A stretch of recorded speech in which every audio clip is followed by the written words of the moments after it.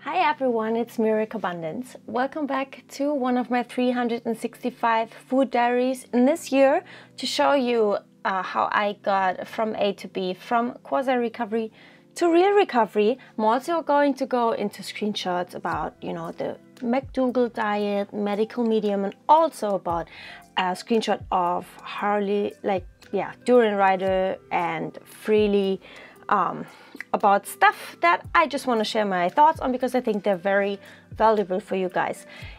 If you are not subscribed yet, please do subscribe. If you want to see more of these, also give me a thumbs up if these videos help you. I really just invest a lot of my time in there and I hope they help you on your journey. So you see the kind of usual breakfast here. It's like the yogurt and the fruit type of stuff, but you can see that there's a lot more fruit here in this breakfast. And the next days, the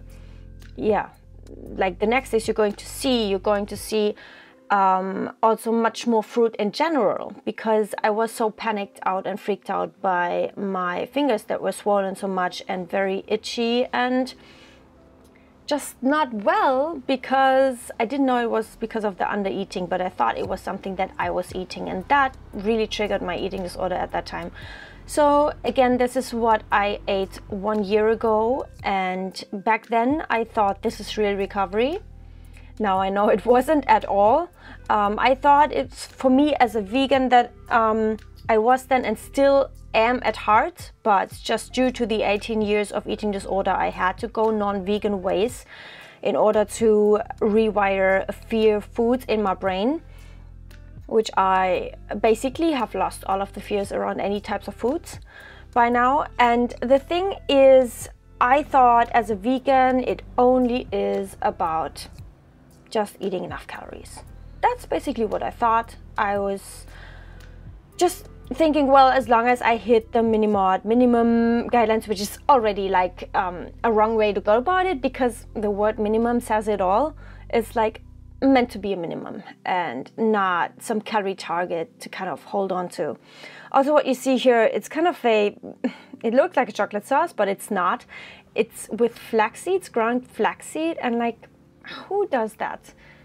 It's disgusting. And I actually only did that because I thought I have to get in my omega-3 fatty acids, and it's kind of some part of my orthorexia that I try to just hit my micronutrient targets on Chronometer daily, and it's like, wow, so disordered. So if you're doing that, stop. You see here a screenshot of medical medium, just all of the foods that he deems toxic and that should just never go into your mouth, and like also natural flavors, like, and I get it, not everything grows on a tree, but it's like so extreme. None of these things will be harmful to you, and some of them are even not harmful at all. Like, I mean harmful to you in it's not like you're just eating natural flavors all of the day, right? And so, and even some of them, I just want you guys to know that medical medium, it's just not based on science. Let's just say it that way. It's just something that the spirit that he kind of claims has given him all of this information. He just has basically nothing really to base his claims on. And so we have to just keep that in mind. And I mean, if people there might be people who have kind of reversed the disease with his recommendations, but then I also want to know how many people have developed eating disorders because of his claims and recommendations, and how many people's eating disorders actually got worse by his claims. Well, so yeah, I was getting into gout again, like on gout websites, just really being worried about what happens, like how can I get rid of this creepy thing with my fingers. It just really felt like a disease, to be honest, because it was so swollen and I could not even make a fist, like that would hurt. Also, like on the Dr. McDougall website, there's so much about arthritis and gout. And it's just something that I thought I had. And what made me think that? It's because there was no chance that my brain was allowing me to think that, well, maybe it's just because you're still very much in your eating disorder. And, you know, I couldn't wrap my head around that and did not want to. The eating disorder did not allow me to, and I was not even fighting against that because I felt like, well, I am eating even more than I used to before. And so, you know, I'm in recovery, which I was not in real recovery, but only in quasi-recovery. But I was like, well, so why would it get worse now? It just doesn't make sense. So that cannot be a possibility, but yes, it can. Also here, mistakenly presumed wheat was the culprit of her cramps. And, you know, I was just also wondering, is that... could wheat be bad for me or not? But then that also doesn't make any sense because I did not, like, very rarely eat wheat because of that. Did I say meat? I always mean wheat here. And I took all of these screenshots at that time, 1 year ago, on that day,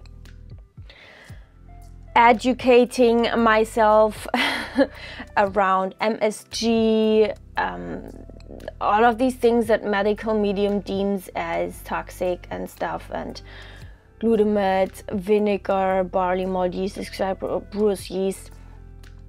Just getting very much into that mindset of, if it doesn't grow on a tree like that and you can't pick it like that, it's not supposed to be in my body. And, you know, this natural flavor thing, and it just stirred up all of this panic and fear-mongering in myself that just basic fundamental things could have been going wrong in my body for all of these years already, and now it's breaking out and it's just manifesting in my fingers, and just like, wow, it just really took over my eating disorder again there, my orthorexia especially.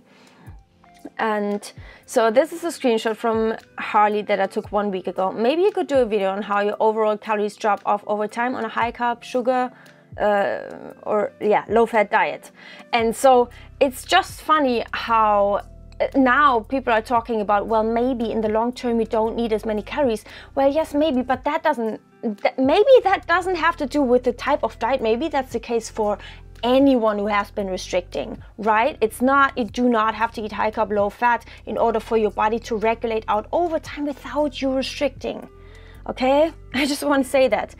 Freely posting, for those of you asking, I'm jogging every day at the moment, 30 minutes a day on Rising, and 1 hour of yoga per day, 1/2 hour AM and 1/2 hour in the PM, feeling fantastic. Well, yeah, talking about rigid and regimented rituals and routines of just moving. And it's like, she used to say that, you know, movement has nothing to do with her weight loss and with her physique. And it's like, well, there you have it, just saying. I am proud of even the days I stay in the same place rather than move backward. Yes, be gentle in recovery. Be gentle, but don't be complacent at the same time. But don't be harsh, because the eating disorder already makes you so harsh on yourself already. I am peaceful and centered. Gosh, I did not even have the ability to be peaceful and centered, and that's something that I now have on the daily. So I'm so grateful for that. It's okay to slow down. I used to be so pretty much addicted to being productive. It is ridiculous. I'm still not perfect in that way. I mean, whoever is, but yeah. I am a wonderful human being.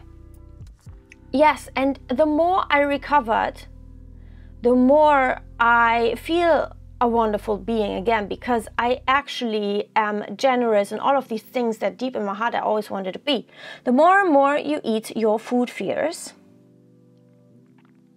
Okay, this is a little bit too long here. I'm just gonna ramble on. I mean, this is a cookie, you know. Yeah, exactly. I wanted to talk about the food fears shown here. You see the eggs in the background. Yes, cookies and eggs were some really, really bad fear foods of mine when I started recovery. I can really recommend you this account Flow with Chloe as well. She really pissed me off in the beginning because she made videos about why you can't really be vegan if you really want to fully recover, and I was like, no, that's not true. I'm doing this. But well, little did I know that this was not real recovery. Mentally I was not rewiring shit. The more and more you eat your fear foods, oh yeah, she has some flat bread here, just like bread. I love bread now. You know, when I ate all the macros, I basically got afraid of bread again. I wasn't when I was high carb and not, you know, was basically fat phobic. The more and more you eat your fear foods, okay, it's always the same, I get it. But she just spreads butter on the bread thickly. That's something I really had to learn. It was something I had not eaten at all for all of my 8 vegan years, obviously. And just something that really felt like a threat to me. I mean, all fear foods feel like a threat to you. And then carbs on top. And for me, it was always like, okay, you have to decide. Either you go high fat or you go high carb, but you cannot mix the two in a high amount. It's just like a no-go. You're going to develop insulin resistance, blah, blah, blah, yada, yada, yada. All of that stuff. Don't believe it to be true anymore. Flow with Chloe, each week in Get Your Flow On course, that's her course that she says, imagine this, you are a part of a group. Okay. Yeah, I'm not entirely sure anymore why I put that in. As you challenge the foods, the fear dissipates. Exactly, I mean, it sounds so simple, but that's what happened with me. And you just have to do it. You have to do the opposite. I don't care how much you don't feel like it. I don't care how high your fear is. You just have to train your brain by your actions and doing it anyway. The issue is eating these foods are scary, so your voice gets you to back out. Thus, you stay stuck where you are with a million different food fears and constant food anxiety. It is just so that's the problem with eating only safe foods and gaining weight. You are not rewiring anything. I'm going to show you what the add and don't restrict mindset is. Right now I'm feeling a little hungry and a cookie sounds fantastic to me. But I want to balance it out. So instead of telling myself you can't have it,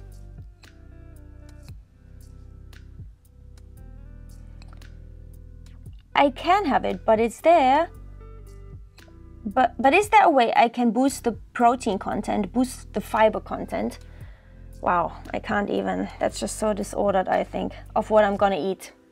And she thinks that's, you know, healthy, but I think that's obsessive, kind of balancing out and being too obsessively mindful.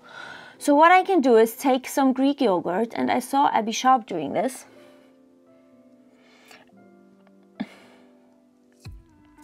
With a Pop-Tart, and I thought that was a brilliant visual and such a great way to understand. It's just brilliant bullshit, I think. What add, don't restrict means. I mean, yes, on the one hand, I get what you're meaning, but the thing is, you're just trying to obsessively make it healthier and more balanced. So I get some Greek yogurt. I'm gonna add some berries of any kind or any kind of fruit. Would be great for fiber, right? And then on top, I'm going to crumble in my cookie. And she also has walnuts there. I mean, you know, it's just for me, I want to show you the other side. And it's gonna be delicious and it's gonna keep me full for the next several hours. Yeah, but that's the thing, you are desperately trying to be full because you are mentally hungry and you want to run away from that. Okay, so here, add refers to adding protein, fiber and other nutrients to make a snack meal more nutritious and or filling. That can also be very, very, very disordered because you are trying to just desperately be full for a longer time. You are afraid of mental hunger, basically. This advice does not mean that you need to eat like this all the time. It's one option. It's just, it's so overly mindful about everything. You can read all of the other points, but yeah, I am my own guru. That became very important to me. So these affirmations I kind of get daily on my mobile, and so I just screenshot those for you guys, which I think are very helpful. And so the eating disorder always try to latch onto things that other people say who have the results that the eating disorder wants you to have. And so it will always try to just do what they say, but be your own guru. Just trust your body. That is where you want to end up. You want to trust your body and not needing anyone to tell you what's best. This was rice and some yogurt dip. I was listening to you until you said I have to eat animal products, but I'm still vegan at heart. That's what yeah, exactly. That's what someone wrote me in a comment. And they say, I disagree, especially with this I can't restrict because of ED excuse. You are not a vegan at heart. You are a spoiled first world girl who doesn't want to give up animal products. You do you, but at least don't make up an excuse to make you look better. It's just, what can I say? This is what I responded to them. It's really, really sad that I even have to argue to someone like that with how low my weight was 18 years ago when I went into typical anorexia, and the 18 years after that I struggled with atypical anorexia. And it's like, it just doesn't even count for people. It's like you're just a spoiled first world girl, and it's like, wow, it's just so sad where we got to in this world. I can trust life. It's just something that I never had during all this time of atypical anorexia. I was just basically anxious all of the time. And I think the more I began to trust my body, the more I trusted life also. I am cheerful. That's also something, like, I could not feel true joy for most of the time. I just felt maybe, you know, it's just true joy, true cheerfulness is new to me since I recovered. So I'm not fully recovered, but, you know, very much. I am kind to myself. That's also something I only got to know in real recovery, which I am in now. I'm kind to myself, yeah. Eating disorder always makes you hard on yourself. How to stop thinking about food 24/7. Eat more food, that's the only way. I don't know what was there before. Thinking about food all day, every day is a sign that you are not eating enough. That's valid for everyone. So the only way to stop is to eat more. That is just so spot on. But eating disorders don't like to hear that, right? Here's what helped to stop binge eating. This is something I find critical, you know, because why do you have to show yourself like this online, and, you know, you're still obsessed about how you look and your appearance, your physique, making a big bowl of oats? Well, I have a problem with that. I mean, I'm an oats girl. I love oats. But the thing is, if you are trying to you know, overcome binges, it's like, and you're only doing that with healthy foods, basically exactly what I did 1 year ago, what I tried 1 year ago, you're not going to recover mentally. Like, mentally, you're still going, you're just going to shift your obsession to the types of foods. It's like, okay, I can now eat as much as I want to. It just has to be perfectly healthy and perfectly natural and whole food, and like, that's orthorexia. And I know that people, I'm not diagnosing her, I'm just talking from my experience. I know that people who are affected will always, when they're in it, argument against it and justify why that's just being healthy and that's just what they are and what they like to do. And it's like, everyone has to come to their own point where they realize, well, actually it's because I'm afraid of all of the other foods. And yeah. And, you know, I went through this approach of just eating healthy and just increasing the calories a whole lot more. I just want to remind you, it's not only about the calories. You want to be free. Instead of eating a mindless random bunch of foods that will lead you to consume much more calories than you actually need, nourish your body with a proper meal that actually leaves you satisfied. That's the thing. When you're out of the energy deficit, you are not going to crave all of the bunch of fear foods all of the time. Yes, but you are going to crave them for some time. As long as you need to crave it mentally. It's not because they make you addictive, it's because you've been restricting before. yeah, it just kind of really gets me passionate. Please give me a thumbs up if these videos help you, and I will see you tomorrow. Bye.